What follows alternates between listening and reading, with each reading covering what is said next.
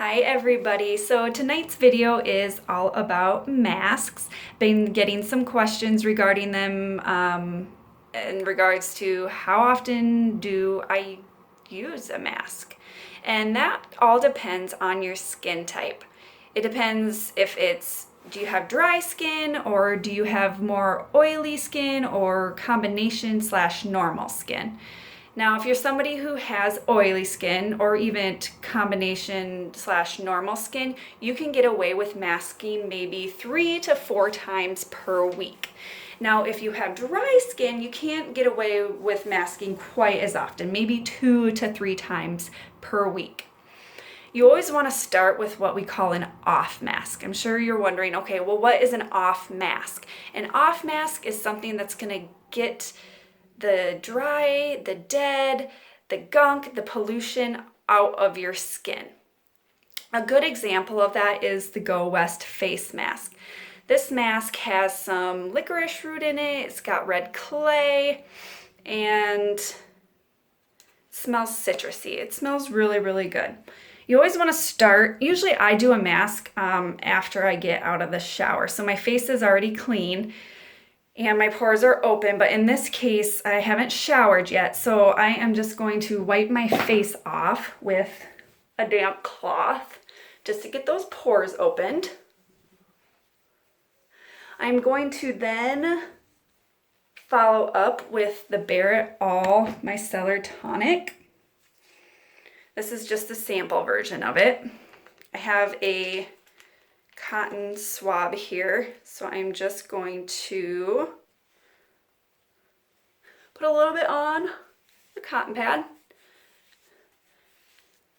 and then just take off the rest of my makeup that the washcloth couldn't get off. I really love this micellar tonic. It's a 3-in-1. It removes makeup, it cleanses and tones all at the same time. Okay. Next, I'm just going to apply the mask. I just use my finger. I know there's fancy brushes out there, but I don't think they work very good. So I just use my finger here. Okay. These masks are small, you can travel with them, you could throw them in your suitcase and bring them with you on vacation. So this one has little bits of exfoliator in it, so as you're rubbing it on, it's exfoliating at the same time. Just a fun little quick tip for you. I threw this mask, the entire bottle, into the fridge for a few hours just to get it nice and cool. It feels so much nicer when you're putting it on when it's cold. So if you've never done that before, try it out. I don't think you'll ever do a mask at room temperature ever again because this feels amazing. This is probably one of my favorite smelling face masks. It has a citrusy orange smell. And yes, this mask does make you look a little bit like an Oompa Loompa. It's got an orange tint to it.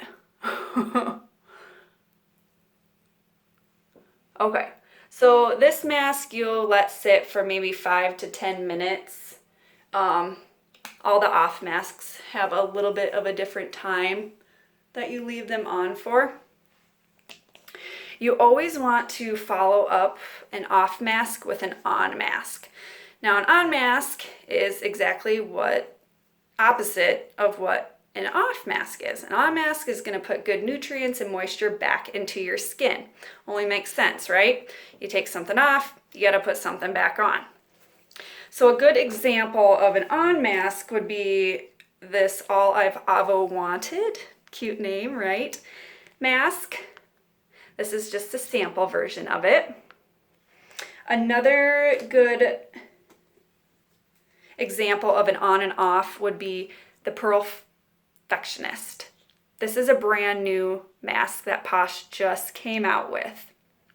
Good example of an on mask would be Hot and Gold. These both smell amazing, let me tell you.